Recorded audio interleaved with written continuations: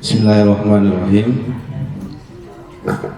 Assalamualaikum warahmatullahi wabarakatuh.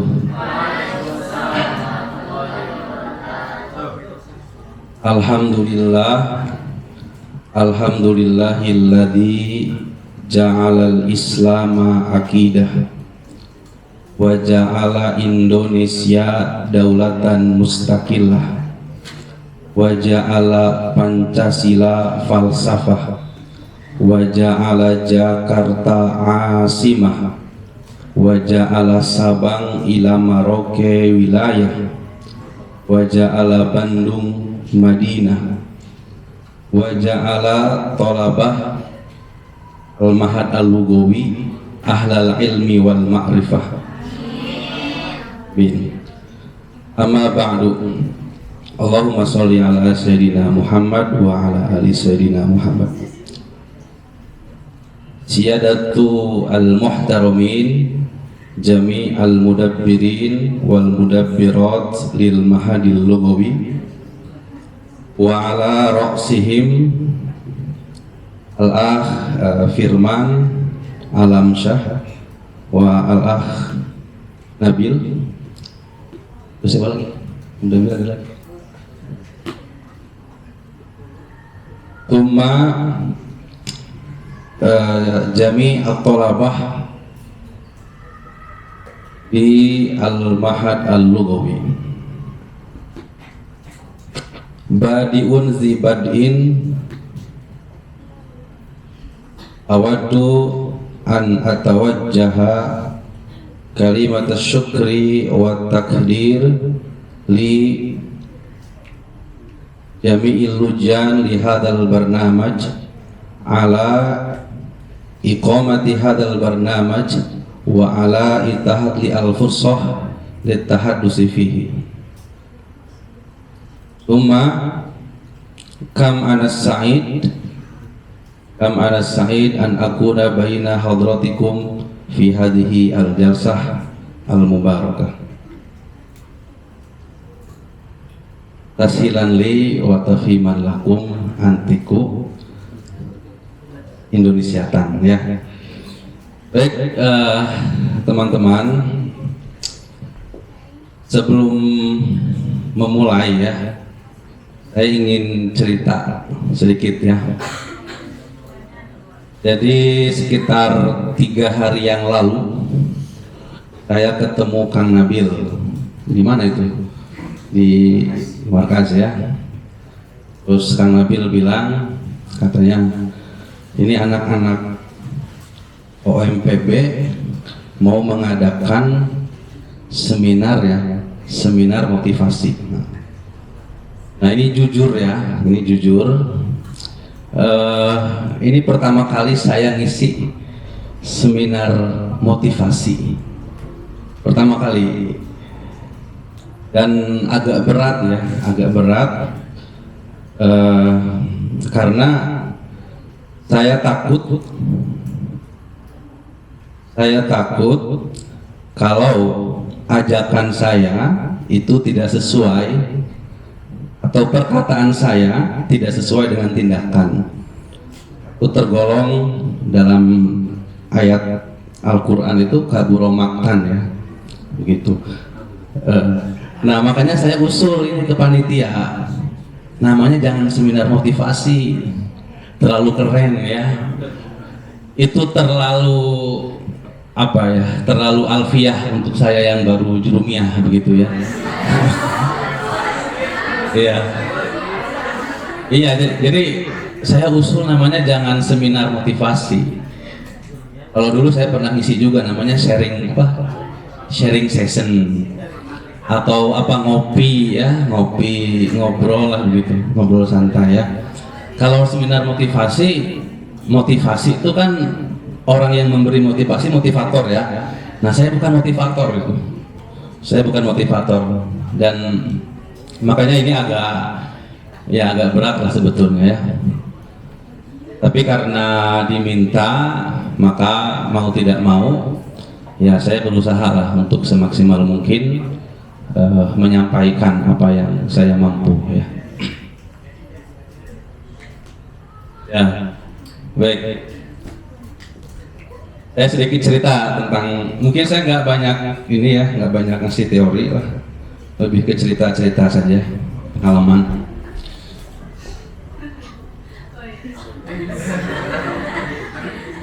Ya. Saya masuk PBA itu tahun 2012. Waktu itu saya nggak tahu kalau di PBA itu ada Mahad Lugawi. Saya langsung ngekos karena dulu cita-citanya, karena dulu saya di pesantren ya.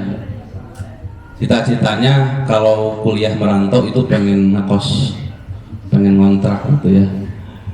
Masa di pesantren lagi kan bosen ya gitu. Dulu itu. Tapi ternyata ada info bahwa PBA memang waktu itu diwajibkan untuk di Mahad. Mau nggak mau ya? Mau nggak mau, saya ikut setahun. Tadinya saya mau setahun aja di Mahad itu. Pokoknya semester 3 saya mau ngekos atau ngontrak ya, biar ngerasain jadi anak kosan, anak kontrakan yang gitu ya. Tapi ternyata takdir berkata lain. Setelah saya semester 3, saya dipercaya untuk menjadi pengurus mudabir ya, mudabir selama 4 tahun. Jadi saya tidak tinggal di mana-mana selama di Bandung kecuali di Mahad Lugawi. Kalau dulu tempatnya di mana itu? Di Cipadung dekat SMK Amal Bakti. Dulu digabung putra putri dulu ya. Jadi semangat itu ini pengajinya. Tapi sekarang juga semangat ya. Nah, ya jadi saya tidak tinggal di mana-mana kecuali di Mahad Lugawi. Nah, banyak kenangan ya di Mahad Lugawi itu. Di antara yang saya ingat itu ada nyanyian, nggak tahu sekarang masih nggak ya, yang lagu Aina Taskun itu. Oh masih. Coba nyanyi atau biar segar ini. Hah? Ya, siapa yang suaranya bagus atau sok? Ini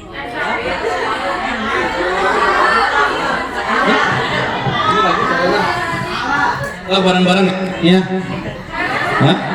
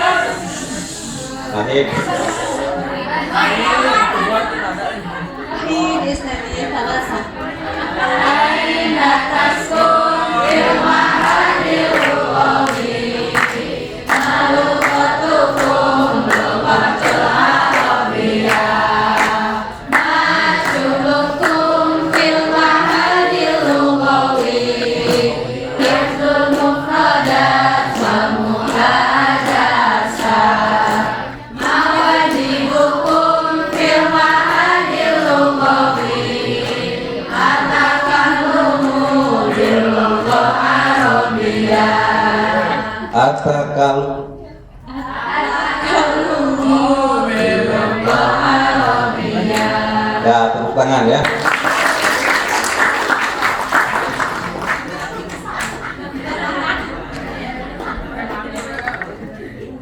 Nah, Mahad Lugawi ini merupakan, kalau saya bilang, distingsi ya, yang dimiliki PBA UIN Bandung. Jadi saya banyak bergaul dengan teman-teman dari PBA lain. Sepengetahuan saya, PBA yang punya asrama khusus untuk mahasiswa PBA ya, itu hanya PBA UIN Bandung, ya. Sepengetahuan saya gitu. Makanya ini teman-teman patut bersyukur bisa masuk ke PBA UIN Bandung. Ya, itu pembuka ya. Baik, kalau di materi, saya berdiri ya, ngantuk soalnya kalau duduk deh. Kalau di materi yang saya terima bacatornya itu, jadi ada 3 poin yang akan kita bahas. Pertama, pembentukan karakter. Kedua, saya pakai bahasa Arab ya, karena kan PBA ini semuanya. Kedua, semangat, baik semangat untuk mencari ilmu maupun semangat kebersamaan. Takwin syakhsiyah ya, pembentukan karakter. Ya. Coba digeser slide-nya, Pak. Seseorang itu akan sangat dipengaruhi oleh 3 hal. Dikatakan al-asya allati taj'alul insana hakiman. Berapa hal yang menjadikan orang itu bijak. Jadi orang itu sangat dipengaruhi oleh 3 hal. Pak, ada yang mau baca ini sambil latihan? Satu apa? Kitab. Seseorang akan sangat dipengaruhi buku al-kitab allati yaqra'uha, buku yang dibaca. Ya. Seseorang akan sangat dipengaruhi kitab yang dibaca, buku yang dibaca. Makanya kata Aristo, siapa Aristo itu?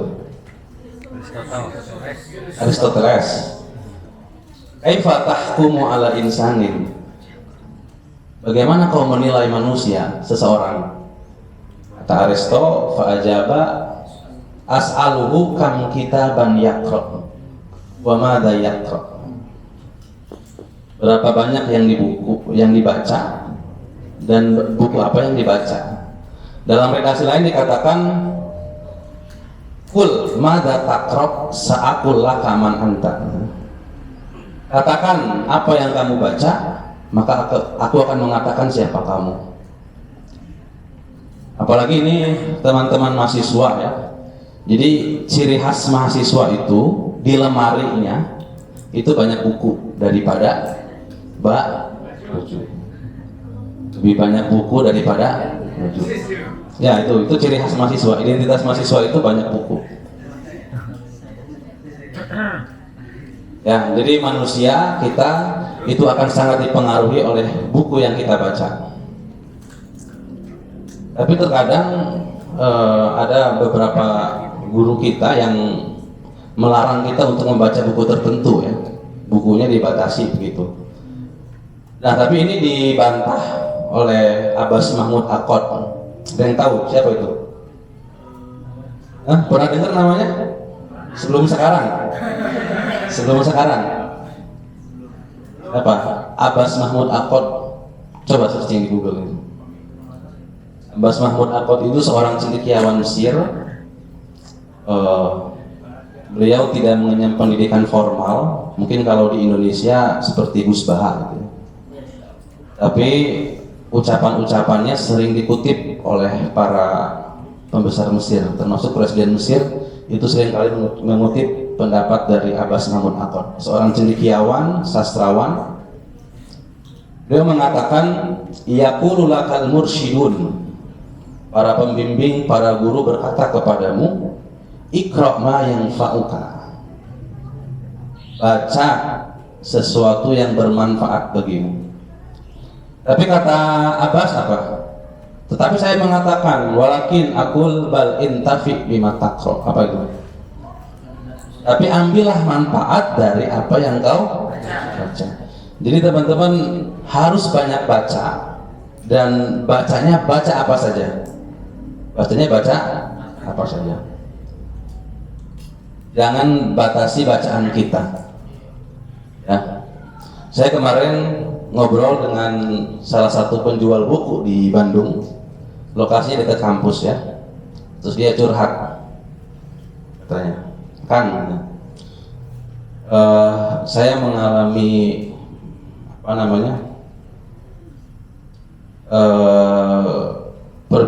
merasakan perbedaan antara mahasiswa dulu dengan sekarang. Apa Pak? Kalau mahasiswa dulu itu katanya tahun 90-an ya, itu sering beli buku. Sekarang gimana? Jarang. Jarang. Mungkin kenapa jarang? Sudah ada PDF, ya, PDF kan. Kemudian banyak sumber lah, banyak sumber-sumber yang tidak harus kita beli buku begitu. Nah itu curhatan dari apa? Jual buku itu. Nah memang sekarang minat baca kita agak berkurang, ya. Minat baca kita agak berkurang. Ya, jadi yang pertama, karakter seseorang akan sangat dipengaruhi buku yang dibaca. Kalau sering baca buku filsafat, maka pemikirannya akan seperti apa yang di buku itu. Kalau sering baca buku roman, buku-buku sastra, buku-buku banyak ya, itu akan sangat berpengaruh. Itu yang pertama ya. Dan ulama dulu itu kalau baca itu gila-gilaan ya. Ibnu Rus itu siapa? Rusli. Itu beliau selalu membaca. Hanya 2 waktu beliau tidak membaca. Satu ketika kematian bapaknya, kedua ketika malam pertama habis menikah. Selebihnya selalu baca itu. Ibnu Rus itu ya. Ibnu Rus. Kemudian Ibnu Malik, siapa Ibnu Malik itu? Nah, Ibnu Malik itu tidak terlihat oleh orang lain kecuali melakukan satu ketika ibadah, kelihatan baru tuh. Kedua ketika mengajar, ketiga ketika menulis, keempat ketika membaca. Jadi orang-orang tuh nggak pernah melihat Ibnu Malik selain dari itu, rebahan yang begitu-begitu ya, main futsal segala galanya. Jadi benar-benar ulama dulu itu untuk membaca itu benar-benar gila-gilaan ya. Tapi kita susah untuk sampai derajat itu ya, susah gitu ya. Jadi yang pertama adalah buku yang dibaca. Yang kedua, sodik yang mempengaruhi kepribadian seseorang itu sodik itu apa?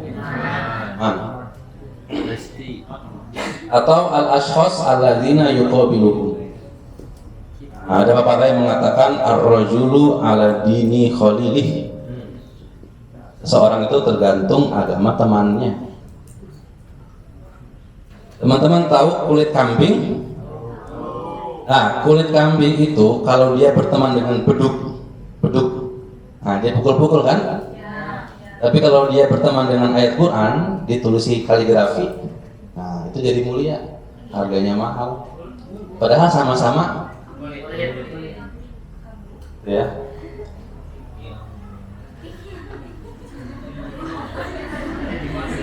Dan nasihat yang sampai sekarang saya ingat dari guru saya, dosen saya, almarhum Pak Dr. Haji Dinin Jamaludin. Saya ingat betul nasihatnya itu. Jangan sampai salah milih teman, jangan sampai salah gaul. Tapi bukan berarti membatasi pertemanan, enggak ya? Tidak. Nah, itu pesan beliau itu. Tuh ya. Kemudian ini kata Sabit bin Qurrah, "Idza syawartal aqila sara aqluhu." Nah, cara pertama untuk membentuk kepribadian, memperoleh ilmu kan dengan baca. Tapi tidak semua orang suka baca itu. Nah, maka cara kedua, kalau kita tidak senang baca ya, maka apa? Berdiskusilah dengan orang cerdas. Maka kau akan memperoleh pemikirannya. Nah, saya punya senior, dia tuh nggak rajin baca itu, bukunya sedikit, cuma 1-2 bukunya itu. Tapi dia selalu bersama dengan teman yang sering baca, sering sih. Dan akhirnya kemampuannya bagus juga, kemampuannya itu. Walaupun tidak sering baca, tapi sering apa? Nah, teman-teman di sini beruntung lah ya. Tinggal di asrama, ada mudabiro, ada para dosen yang sewaktu-waktu bisa teman-teman ajak diskusi gitu ya. Makanya dikatakan oleh Usaid bin Zuhair ini, ma'madatul akli, apa itu? Apa nutrisi akal? Mujalasatul uqala, duduk dengan orang-orang cerdas. Itu yang kedua ya. Yang ketiga, nah ini yang tidak kalah pentingnya, bi'ah itu apa? Al-insanu ibnul bi'ah. Manusia itu anak kandung lingkungannya. Jadi wataknya, kepribadiannya akan sangat dipengaruhi lingkungannya, gitu ya. Nah ini 3 hal yang dapat membentuk karakter kepribadian seseorang atau mahasiswa ya.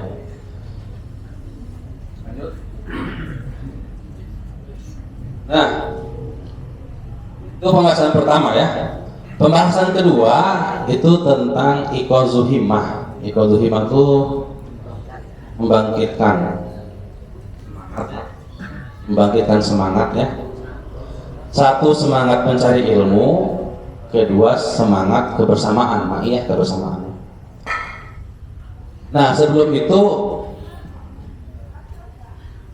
di sini ada alat ya, ada rukun mencari ilmu. Yang jika salah satu tidak ada, kita sulit untuk mendapatkan ilmu. Pertama, orang yang mencari ilmu itu harus ada syekhun fattah. Apa syekhun fattah itu? Guru. Kita kalau belajar itu harus ada guru, harus ada mentor, harus ada mudabir, ya, harus ada musyrif, harus ada pembimbing. Itu yang pertama ya. Teman-teman kalau melihat sosok hebat, lihat siapa gurunya, siapa muridnya. Siapa gurunya, siapa muridnya. Karena karakter orang berilmu itu alim kan, wazan fa'il. Dalam bahasa Arab wazan fa'il itu kan bermakna fa'il, bermakna maf'ul. Habib, Habib itu apa? Habib, mahbub, Habib yang mencintai dan dicintai. Kalau alim, yang belajar dan mengajar, dia punya guru, belajar dia punya murid. Nah itu. Gimana kalau punya guru saja nggak punya murid? Nah itu belum disebut alim juga ya. Kalaupun dia alim, maka namanya akan tenggelam. Ya, misalnya begini. Pernah dengar Imam Maliki ya? Imam Maliki itu satu zaman dengan Imam Laisi, satu zaman. Tapi ada yang mengatakan bahwa Imam Laisi itu lebih cerdas dari Imam. Itu diakui sendiri oleh Imam Malik. Tapi kenapa tidak ada madhab Laisi? Yang ada madhab Maliki. Kenapa? Tidak ada murid. Imam Malik punya murid siapa? Imam Syafi'i. Nah jadi teman-teman di sini harus, terutamanya perantau ya, harus punya guru, harus punya mentor. Jujur saja, mentor saya dulu waktu saya mahasiswa di sini, ya mentor saya itu Ustaz Dahlan, atau ya, Pak Dahlan yang ngajar apa? Pak Abdul Qasim, guru saya, mentor saya. Sampai kalau teman-teman tahu almarhum Pak Dr. Haji Nindin Jamaluddin, rahimahullah, adik satu, dan bahkan ya beliau itu walaupun saya itu bukan saudara ya, tapi perhatiannya melebihi saudara beliau itu, dan saya sangat merasa kehilangan dengan perhatian beliau. Ya itu bagi saya beliau itu guru sekaligus orang tua. Nah teman-teman cari yang seperti itu di sini tuh. Cari guru, cari mentor, cari pembimbing. Itu yang pertama. Dan selalu ya, lihat tokoh-tokoh besar itu, Aristoteles, Plato, satu lagi siapa? Socrates. Itu seperguruan Pak. Siapa gurunya? Socrates ya. Socrates, Plato, Aristoteles kan, seperguruan. Jadi yang pertama harus ada guru, syekhun fattah. Yang kedua, kutubus sohah, kutubun sihah, buku yang otoritatif. Jadi belajar itu harus pakai buku, harus pakai kitab. Gimana kalau nggak ada kitab? Nah, pakai Please. Makanya ikatlah 3 hal dengan 3 hal. Qayyidus salas bisalas. Qayyidun ni'am bisyukri. Ikatlah nikmat dengan kesyukuran. Kalau ingin nikmatnya terus, banyak bersyukur. Gimana cara bersyukur? Pertama, zikrul mun'im, menyebut yang memberi nikmat. Yang paling sederhana itu alhamdulillah. Kedua, hifdzun ni'am, menjaga nikmat itu. Di antara menjaga nikmatnya gimana? Enggak sakit, itu menjaga nikmat. Teman-teman sakit, berobat, itu menjaga nikmat. Yang ketiga, wasti'maluha fi ridho'il mun'im, menggunakan nikmat itu dalam untuk mencari ridho gitu. Tangan untuk ngurus yang baik-baik gitu ya, mata untuk melihat yang baik-baik dan seterusnya. Itu.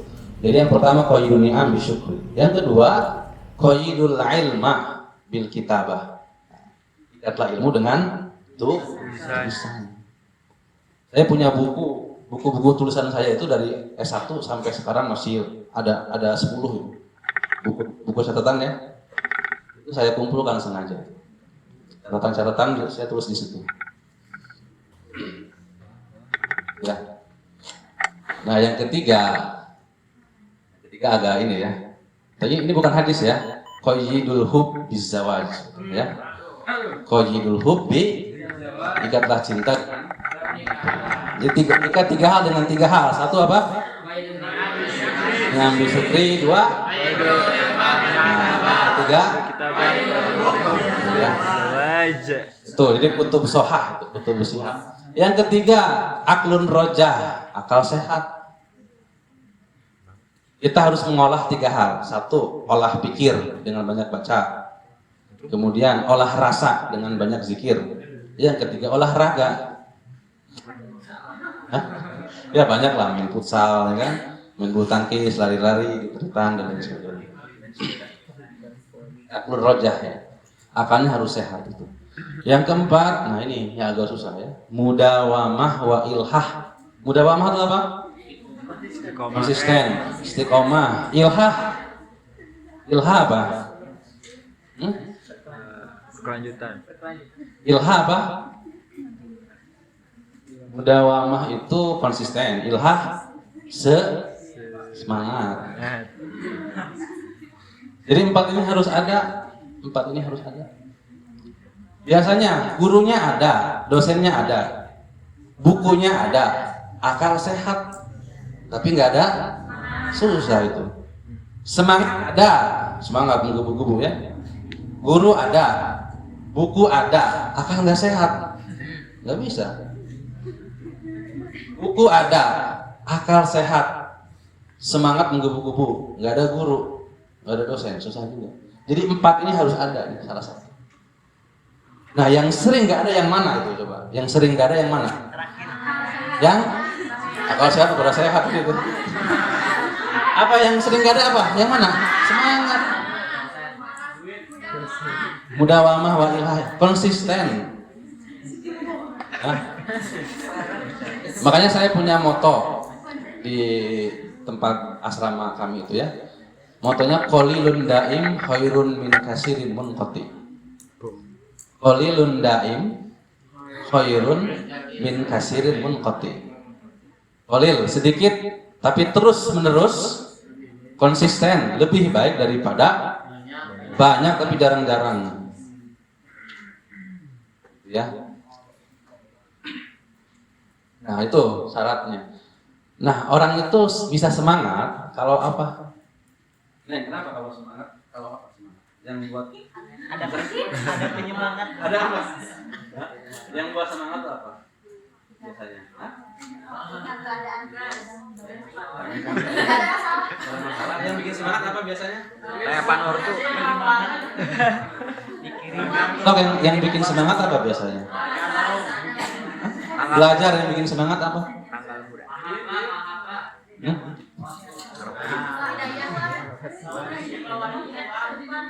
Kenapa orang semangat? Kenapa orang nggak semangat?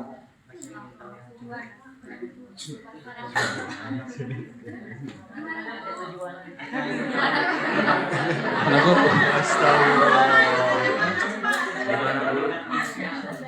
Ini siapa? Haikal. Apa? Gimana? Yang bikin semangat apa? Yang bikin semangat kuliah apa? Oh, ingin tahu yang tinggi. Apa? Masya Allah. Orang semangat itu agrot maksudah punya apa? Punya tujuan, punya visi, punya misi. Itu yang membuat orang itu semangat. Kalau nggak punya itu ya udah. Jadi harus ada apa? Visi ya, misi, dan misinya beragam itu. Seperti teman-teman kuliah, saya yakin kan kuliah itu nggak semuanya ingin jadi, walaupun PBA ya, nggak semuanya jadi guru. Ada yang pengen jadi apa? Anggota dewan dan lain sebagainya. Banyak kan, banyak tujuannya itu. Ada teman saya, dia itu kuliahnya ya jarang-jarang lah. Kuliahnya jarang ya. Lulus juga di injury time 7 tahun. Tapi dia punya orientasi lain. Dia semangat berorganisasi. Jadi dia kuliahnya itu di organisasi. Kuliahnya. Kalau di kampus itu sekedar ngambil apa? Gelar aja. Sekarang jadi apa? Anggota dewan. Karena dulunya memang orientasinya itu. Jadi itu orientasi sangat penting. Tujuan, cita-cita, harapan ya. Seperti saya dulu, saya dari semester 5 itu memang keinginan punya cita-cita untuk lanjut studi keluar. 5 itu mulai tumbuhnya semester 5. Dulu pengen keluar itu waktu lulus SMA. Terinspirasi film KCB Ketika Cinta Bertasbih gitu ya. Tahu kan? Azam itu. Tapi ketika SMA saya tidak diizinkan. Ya udah, saya akhirnya pengen studi setelah lulus S1. Nah, dari situ karena saya punya visi itu, semenjak itu saya semangat untuk mencapai tujuan saya. Oh, untuk bisa lanjut studi keluar itu ada ketentuannya, IPK tidak kurang dari 3,00. Saya jaga itu. Harus banyak ikut kegiatan, sertifikat. Saya jaga itu. Harus aktif organisasi. Saya jaga juga. Harus punya pengalaman ngajar. Saya ngajar juga. Kenapa? Karena saya punya apa? Tujuan itu. Tapi kalau nggak punya tujuan ya susah. Gitu ya. Jadi seseorang bisa semangat mencari ilmu karena punya tujuan. Kalau kita baca literatur klasik, di antara tujuan mencari ilmu itu apa? Tujuan mencari ilmu itu apa? Mencari ridha Allah, ihya ulumuddin ya. Nah, sekarang saya tanya, kita itu belajar untuk pintar atau untuk tidak bodoh? Hah? Kita belajar untuk pintar atau biar tidak bodoh? Beda nggak? Kata Abbas Mahmud Aqad, ya ini tokoh favorit saya ya. Kata Abbas Mahmud Aqad, kita itu belajar bukan untuk pintar, tapi biar tidak bodoh. Makanya redaksinya dalam ta'lim muta'alim itu apa? Izalatul jahli, menghilangkan, bukan menghadirkan ilmu, kan menghilangkan kebodohan.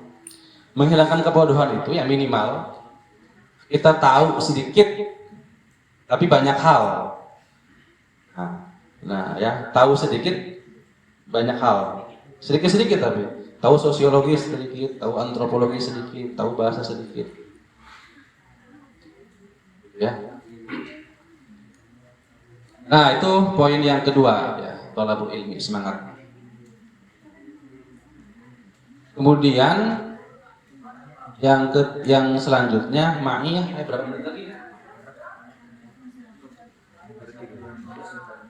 12 menit lagi? Lama ya? Ya. Selanjutnya ma'iyah. Ma'iyah itu apa? Bersamaan. Nah, teman-teman sekarang tinggal di satu tempat, ya, namanya apa? Mahad Nabi. Kenapa kita bisa bersama? Kenapa kita bisa bersama dengan seseorang? Nah, ini kata Syekh Nawawi Al-Bantani nih. Ada yang bisa menerjemahkan nggak? Syartul murafaqah al-muwafaqah. Ada yang bisa menerjemahkan? Nggak. Syartul murafaqah al-muwafaqah. Syarat bersama adalah kesepakatan. Syartul murafaqah al-muwafaqah. Ini kata Syekh Nawawi Al-Bantani. Apa? Coba. Syarat kebersamaan. Bersepakat. Nah, yang lain sok. Syartul murafaqah al-muwafaqah.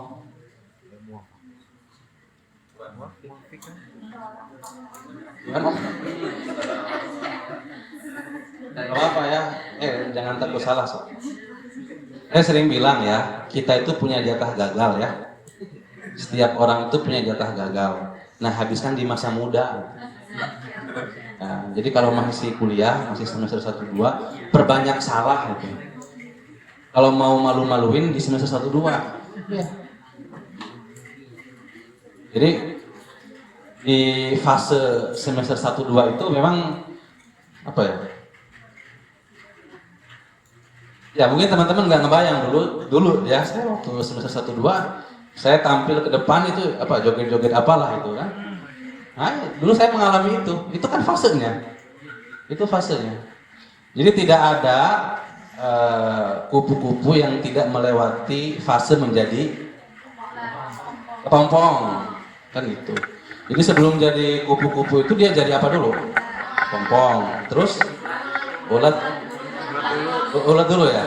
Ulat dulu kupu-kupu kepompong baru kupu-kupu kan. Enggak ada orang langsung jadi kepompong kan? Kalau kita melihat orang hebat hari ini ya itu kayak tadi ini siapa? Reza kan bisa bicara di depan. Itu kan prosesnya panjang itu.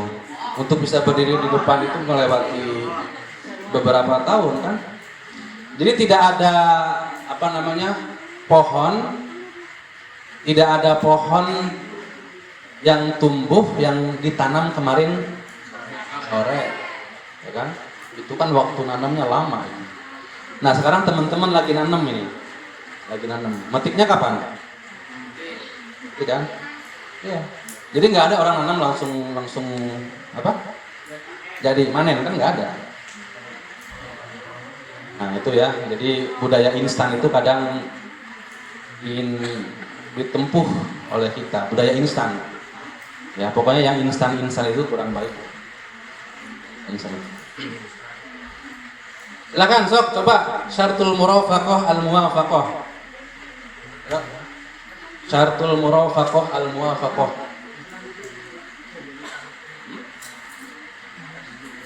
Pak.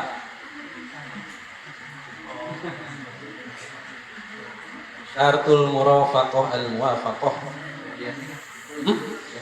Ada hadiahnya? Ada hadiah?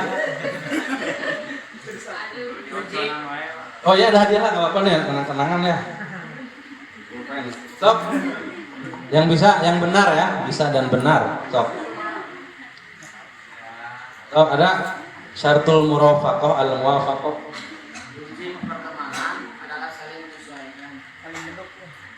Kunci pertemanan adalah saling menyesuaikan. Ya, dikit lagi. Komitmen, ya dikit lagi ya. Syartul murafaqah al-muwafaqah.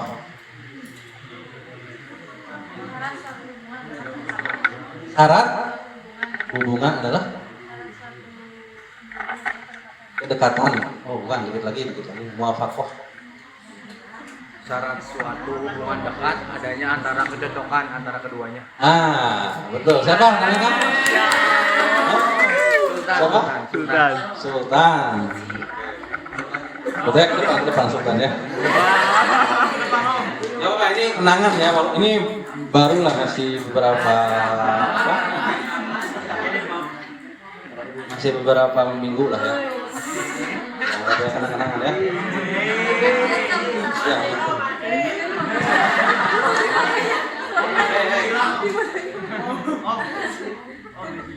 Pulpen kolam itu ada filosofinya itu. Benda yang pertama kali diciptakan apa? Benda ya apa? Kolam. Jadi sesuatu yang baru itu kan kreatif. Nah, mudah-mudahan dengan kolam itu bisa lebih apa? Kreatif ya. Gitu. Ya, jadi syarat pertemanan, syarat hubungan pertemanan itu karena adanya muwafaqah kecocokan, frekuensi bahasa kitanya ya. Siapa lagi? Hati, sejalan, Tujuan. sepemikiran. Bahasa mahasiswanya sefrekuensi. Ya. Kenapa orang terjalin hubungan itu karena apa? Cocok. Lihat, maaf ya. Kenapa banyak artis itu yang sekarang viral, artis yang apa? Itu kan karena apa? Ketidakcocokan, tidak muwafaqah. Jadi adanya kebersamaan karena ada kecocokan.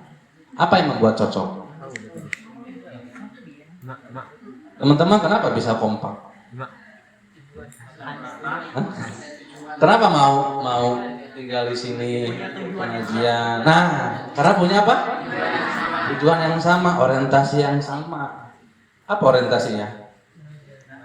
Ya kan? Lulus lah. Orientasi pragmatisnya lulus gitu ya. Paham ya? Nah, ketika orientasinya beda, tujuannya beda, nah itu susah untuk bisa apa? Bersama. Ya. Berapa menit lagi? Ya, lanjut. Terakhir nih. Nah, ini ada beberapa ungkapan untuk semangat ya. Coba ada yang mau baca? Dapat hadiah ya. Ada perempuan juga ya. Aqwalun fi qalil himmati atairu yutiru bijanaihi wal ma'u yutiru bihimmatihi. Sudah. Terjemahnya? Burung itu terbang dengan dua sayapnya, orang itu terbang dengan cita-citanya. Ya tiru yutiru ya. Yutiru ya. Jadi burung terbang dengan sayap. Nah, manusia mahasiswa kita terbang dengan semangat cita. Makanya dulu dosen saya pernah bilang katanya, kalau anak muda nggak punya semangat terus punya apa? Karena pengalaman nggak punya kan? Benar nggak? Nah, saya dulu punya teman, bukan teman, anggota istiab. Dia tuh lulusan SMA, masuk jurusan pendidikan bahasa Arab karena bagi dia bahasa Arab itu sama seperti bahasa Jerman, bahasa Perancis yang bisa dipelajari cepat gitu. Tanpa ada pengalaman di pesantren atau SMP SMA, dia STM ya, STM. Bayangin, STM masuk bahasa Arab. Ada nggak? Ada nggak? STM itu masuk bahasa Arab. Jadi dari nol tuh, dari nol. Tahu apa? Masmu kaifahal itu dari Mahat Lugawi, dari nol. Nah, ketika teman-teman yang lain jalan karena sudah bisa, dia lari. Akhirnya anggota saya yang dari STM ini, ya, dia sudah lulus dan ketika keluar dari Mahat, walaupun dia dari STM, dia masuk 30 besar dari 100 berapa? 30 besar, padahal dia itu dari STM. Kenapa? Dia punya apa? Himmah itulah yang kemudian menjadikan dia bisa melampaui temannya itu. Ketika yang lain jalan, dia lari. Nah, saya banyak menemukan tipikal orang seperti itu. Saya punya teman juga, ini the true story ya. Fotonya nggak ada. Orang Cina, ateis, non Muslim. Jadi kalau kuliah dia nggak pakai kerudung, ya, ateis dia. dia belajar bahasa Arab itu hanya 4 tahun di Khurtum. Hanya 4 tahun. Kita kapan belajar bahasa Arab? Dari kapan? Dari TK.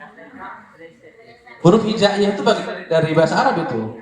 Iqra itu, abatasa itu bagian dari bahasa Arab. Dari TK kan? Nah, teman saya itu belajar bahasa Arab hanya 4 tahun di sana.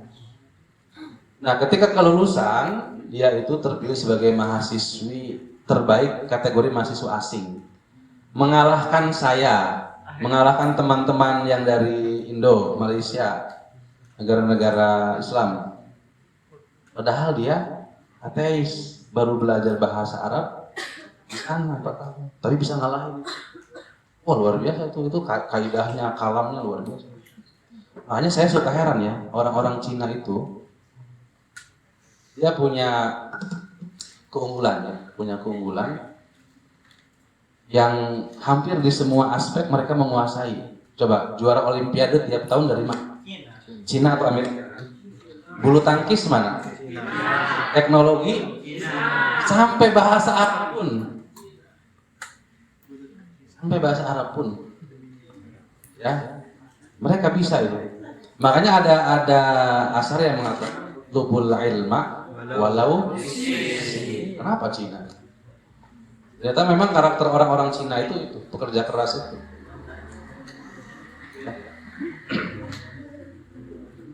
Oke, itu satu ya. Yang kedua, kata Imam Al-Ghazali. Siapa yang mau baca? Perempuan?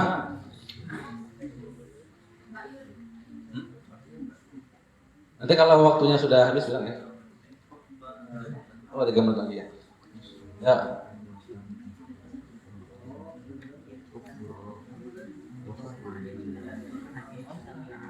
Siapa yang mau coba? Perempuan. Ya.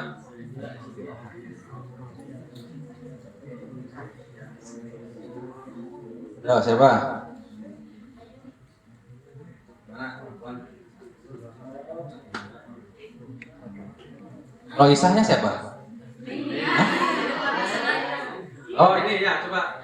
Ini ya. Sab. Yang kedua.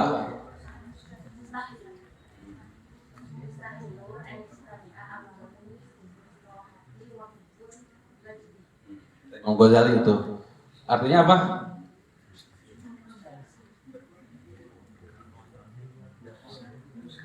Apa?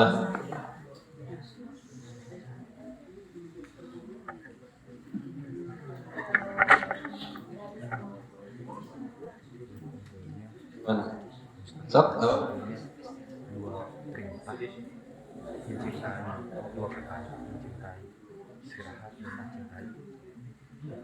Ya. Mustahil itu apa? Bahasa Arab itu mustahil. Tidak mungkin. An yajtami'a. Dua perkara bersatu. Tidak mungkin itu. Apa? Hubur rohah. Resep rebahan. Wa hubul jadi.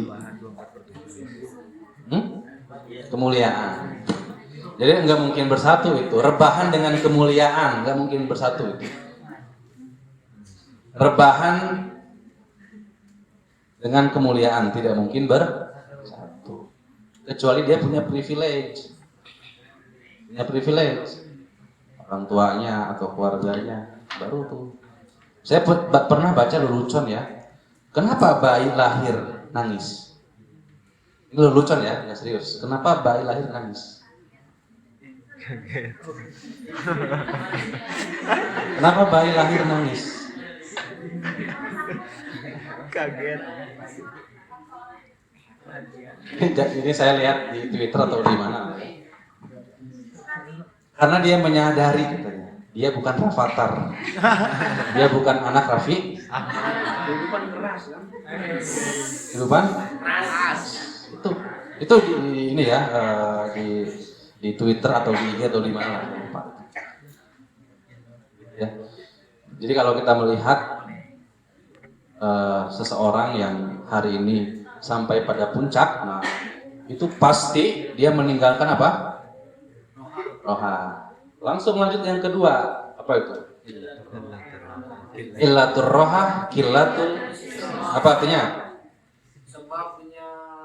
sebabnya rebahan itu kurangnya istirahat. Sebabnya ilah itu apa? Hah? Ilah mana ilah? Ilah. Ingat ya, itu musyaraf labdi punya banyak makna, tidak hanya penyakit. Sebab penyebab ketenangan, kebahagiaan, qillatul istirahat. Sedikit istirahat. Artinya apa? Banyak kerja. Nah, jadi memang mahasiswa itu, ini pesan dari guru-guru saya, mahasiswa itu harus sibuk, harus sibuk. Jangan sampai bingung, nggak ada kerjaan. Harus bingung mau ngerjain apa, jadi bentrok. Dalam satu waktu itu dia bingung apakah melakukan A, B, C. Nah, kalau sudah seperti itu sudah apa? Qillatul. Nah, orang yang sedikit istirahatnya justru menyebabkan apa? Ketenangan, kebahagiaan itu. Pokoknya kalau capek, makanya kata para hukama, kasur terempuk itu apa? Kasur itu empuk, nyaman ketika capek. Makanan itu enak ketika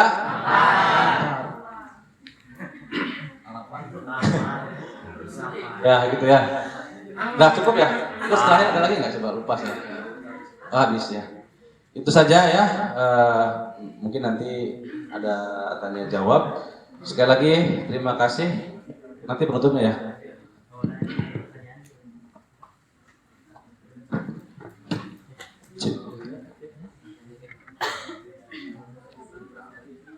Saya ucapkan terima kasih kepada pemateri narasumber kita pada malam ini. Kita beri aplaus yang meriah.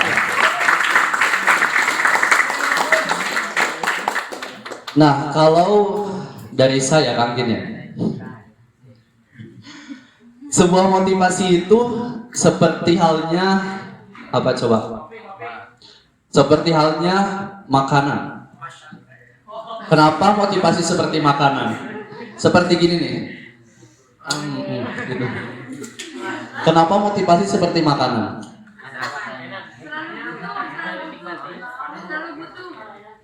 Lalu ada lagi yang lain?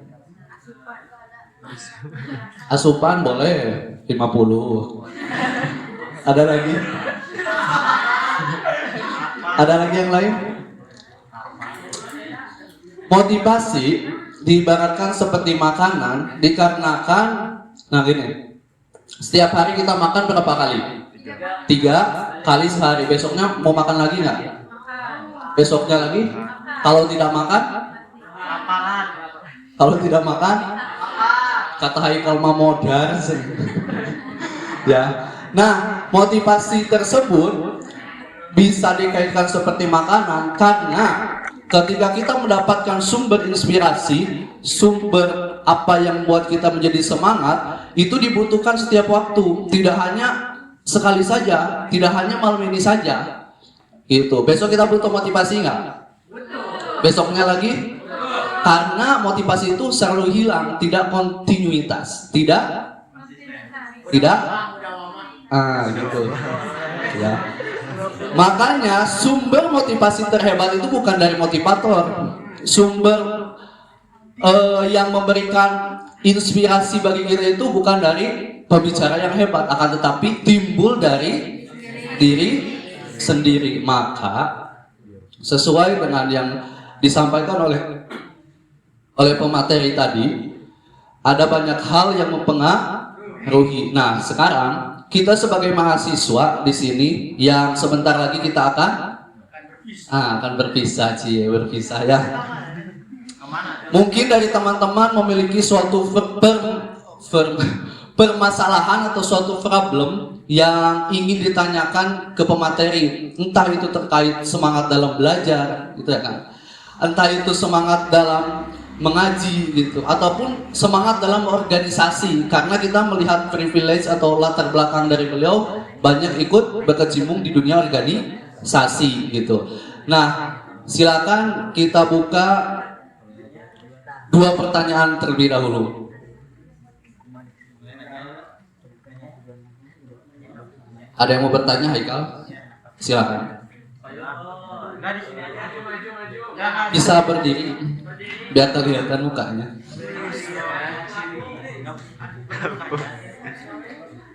Berdiri, etika polnya dipakai.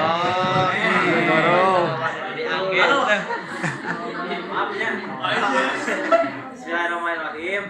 Assalamualaikum warahmatullahi wabarakatuh. Waalaikumsalam warahmatullahi wabarakatuh. Nama saya Haikal. Udah Haikalnya. Saya ingin bertanya kepada Bapak bahwa tadi sudah dijelaskan sedikitnya banyaknya ketenangan itu dengan sedikitnya ketenangan. Oh iya, banyaknya ketenangan.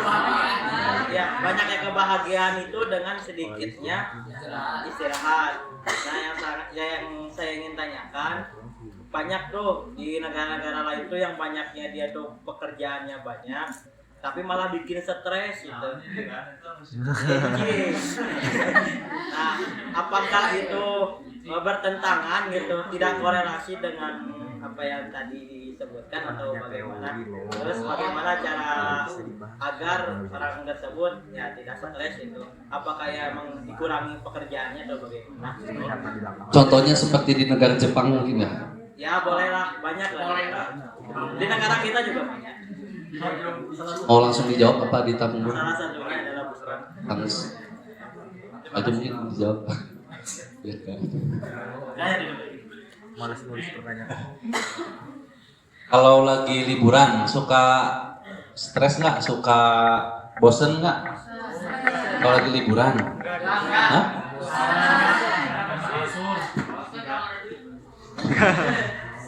Nah, sesuatu yang berlebihan itu kan nggak baik ya. Jadi kalau terlalu banyak kerja juga nggak baik juga gitu ya. Dan terlalu banyak kosong juga kurang baik. Intinya orang itu harus bergerak seperti air ya. Air itu kan kalau diam tergenang bahaya, bisa kena apa? Ya, jadi apa? Sarang ya. Tapi kalau air itu ngalir, nah itu menyehatkan gitu. Nah ini konteksnya ya, konteksnya itu untuk akwal tadi itu lebih ke seseorang itu harus lebih banyak bergerak daripada diam, rebahan. Nah orang yang stres karena banyak pekerjaan lebih baik daripada orang yang stres karena tidak punya pekerjaan. Oh itu lebih stres itu, nggak ada yang dikerjain, lebih stres. Tapi kalau sibuk ya dari pagi, siang, sore sampai malam sibuk gitu. Nah itu ketika tidur terasa nyaman, waktu itu terasa berharga. Gitu ya. Itu ketika apa? Waktu itu digunakan dengan maksimal. Tapi beda kalau waktu itu tidak digunakan dengan maksimal, banyak kosongnya, banyak tidak bermanfaatnya. Nah itu bisa jadi penyakit gitu. Nah kalau di negara-negara luar, kalau teman-teman pernah dengar pendapatnya Ibu Menteri Keuangan tuh, Ibu Mulyani, di kita di Indo itu orang-orang Indo itu banyak kerja capek tapi asetnya sedikit katanya. Kalau di negara-negara luar di Amerika itu orangnya santai-santai tapi asetnya yang banyak yang kerja gitu. Nah itu hasil kerja keras juga itu. Hasil kerja keras juga untuk bisa mendapatkan aset yang banyak, hasil kerja keras juga. Ya. Intinya seperti ini sering disampaikan. Saya dapat dari Pak Kosim juga ini.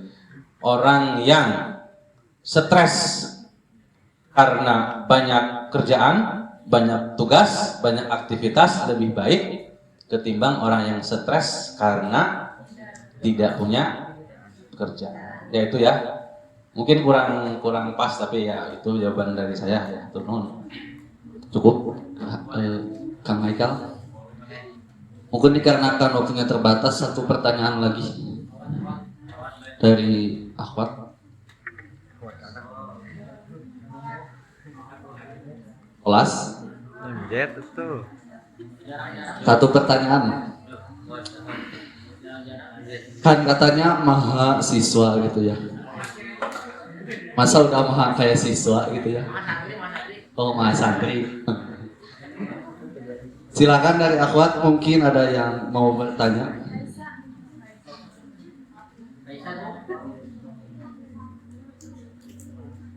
Siapa? Raisa. Silakan Teh Raisa.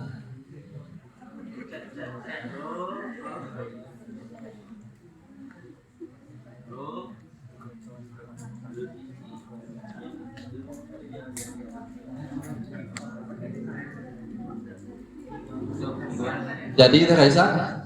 Enggak. Atau dari Ikhwan? Kang Mulya, silakan.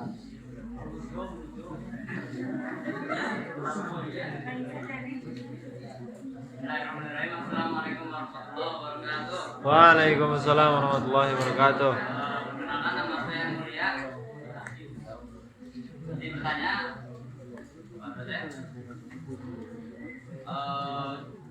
apa kiat-kiat dan motivasi antum selain tujuan untuk belajar semangat? Apa saja keseharian yang biasa antum lakukan ketika ingin mencapai kesuksesan? Kiat-kiat dalam belajarnya. Terusan satu lagi Pak, pernah tidak Bapak punya satu amalan, bukan amalan, suatu hal yang pernah Bapak lakukan ketika dalam usaha belajar, Bapak pakai, misalnya pernah menemukan emas yang masih harus diambil sama kita jual dapat uangnya, tapi kita kasih ke radio gitu, diumumin ini punya siapa gitu, jadi nggak diambil. Nah, bisa dilakukan, bisa diamalkan ketika susah, ketika ada cerita halnya yang tertutup di gua yang menggunakan amal kebaikannya untuk keluar dari gua itu. Seperti itu. Amalan rahasia ya. Assalamualaikum warahmatullahi wabarakatuh. Waalaikumsalam warahmatullahi wabarakatuh. Nah, kan ini sharing aja ya. Saya sebetulnya bukan ngasih motivasi, ini sharing aja, sharing ya. Sharing, dan saya pun sebetulnya sama dengan teman-teman gitu. Jadi masih belajar. Jadi kalau ditanya apa kiat-kiat saya untuk bisa istiqomah, konsisten, sama ya. Saya juga itu yazid wa yanqus, naik turun ya. Kadang lagi semangat, kadang turun. Nah, itu biasa ya. Tapi satu amalan yang mungkin masih saya dawamkan ya. Amalan yang masih saya dawam ini sebetulnya ini.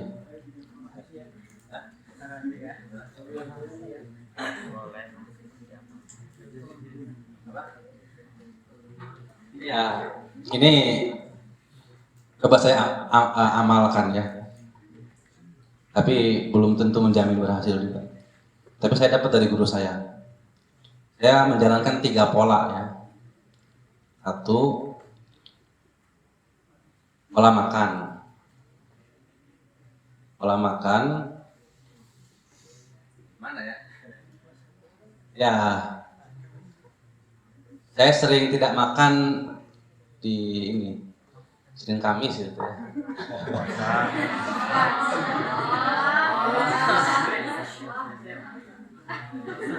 Dan itu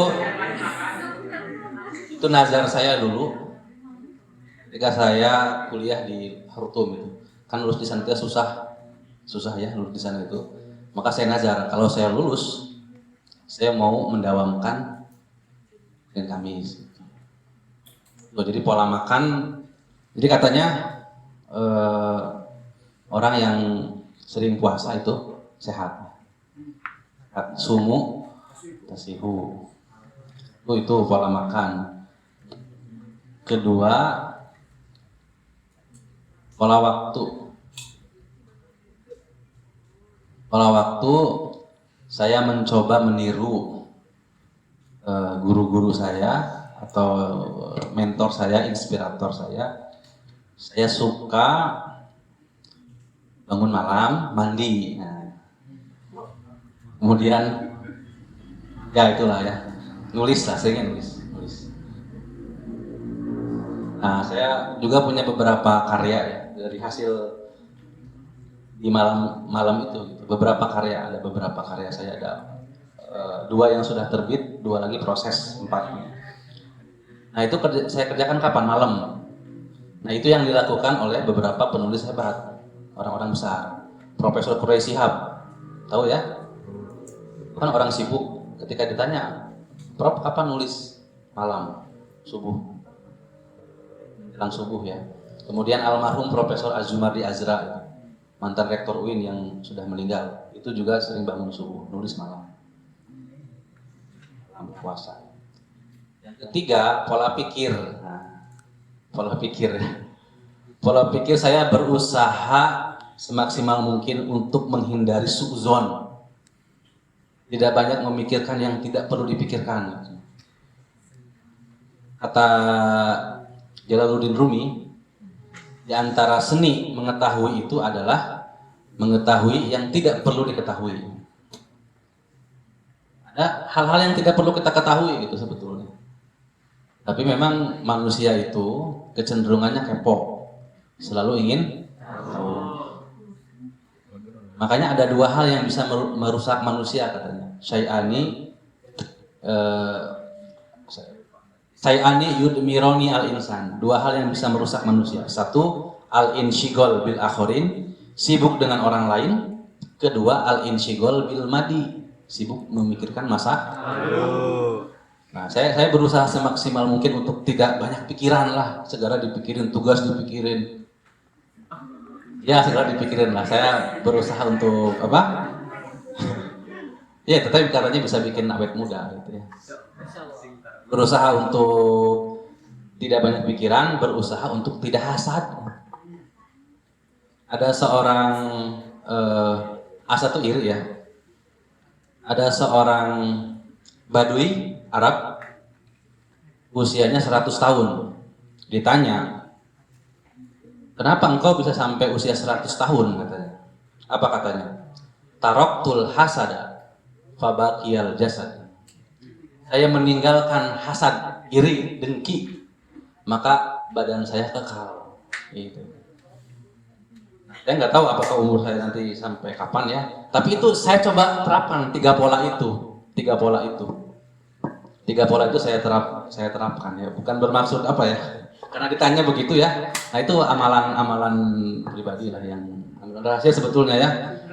Tapi rahasia itu kalau sudah disebarkan, diketahui oleh lebih dari 2 orang, itu pasti tersebar. Asir idza jawazal isnain sya'a. Rahasia itu kalau sudah disebarkan atau diketahui oleh lebih dari 2 orang, pasti akan nyebar, pasti itu. Contoh, saya bilang ke Kang Firman, ini rahasia ya. Jangan bilang-bilang, saya begini. Suatu saat, mungkin ya, Kang Firman akan bilang lagi ke yang lain. Ini rahasia ya. Terus begitu. Jadi pasti rahasia itu akan apa? Dinamakan rahasia karena tidak tersebar. Kalau sudah tersebar, tidak lagi dinamakan rahasia. Makanya dak sirroka baina isnain.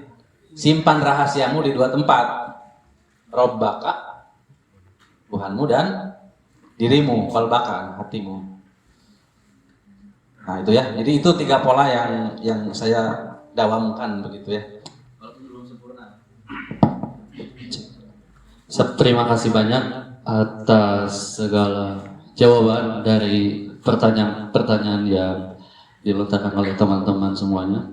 Mungkin tiba di akhir acara ya. Di sini saya izin mereview kembali. Yang pertama, untuk pembentukan karakter itu akan dipengaruhi oleh 3 hal. Yang